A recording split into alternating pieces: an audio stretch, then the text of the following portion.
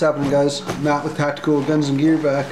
I want to talk to you about another EDC thing here, an EDC bag.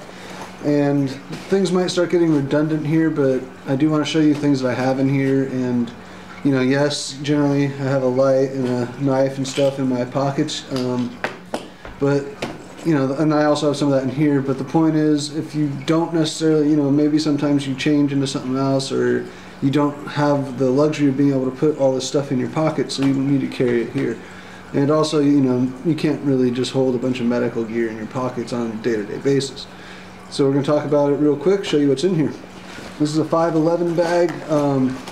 Lots of companies make a shoulder bag like this with lots of heavy-duty compartments and, you know, zippers and stuff. Whatever you get that would be your size is good to go. Just try to stay semi-small. You don't want to get too big. This is actually, this can get pretty heavy, you know, when I load it up. But you know, try not to get to the point where it's so heavy that you're not going to be cruising around with it, because then it, you know, if you don't have it, it's useless. So real quick, you know, so it's got pockets and pals webbing on the sides. Got a couple pockets in the front, on top, and on the back, so all around it. In the main compartment here, you have seen these before, I'm sure. It's the trauma packs, quick clot, and gauze and all that. Keep another thing here with other medical stuff in it. I have a face shield, which is important for an EDC bag, because that's like a, you know, the standard protocol for CPR now is that you should put a face shield on. Now, if you're at somewhere, if you're with your family members or something like that, or your friends, you're probably not going to worry about it. However, if you do come across something in a car accident or of that nature, you know, why take the risk if you can spend $2 and have a face mask, you know? And I also have some other stuff in there, some ammonia inhalants, and, you know, a small pack of quick clot, and you know, just some little comfort medications.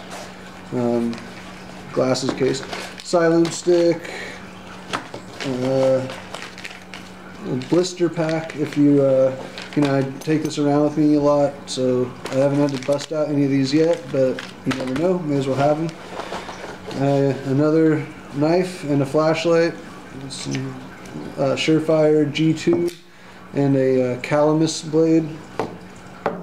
And that's pretty much it for the main compartment. You know, so the main compartment is just basically covering medical, lights, and then blade. This was just a sunglasses case here. You know, that can be in there or not. You know, everybody, you're going to have your own personal stuff in here. This is just kind of a broad outline. Over here, just have a multi-tool. This is a Gerber suspension tool. On the other side here, I have a spool tool, which is a cord of 550 cord, 50 feet, that has a built-in cutter right there, a razor blade. And over here it holds a Bic lighter, so you can cut it off and then burn it on. And you know, paracord, multi-use, probably come in handy. Up on the top, so this is kind of the first thing you could get at, so I have a tourniquet in there. Major bleeding, tourniquet's a must. On this zipper, have a little thing of hand sanitizer.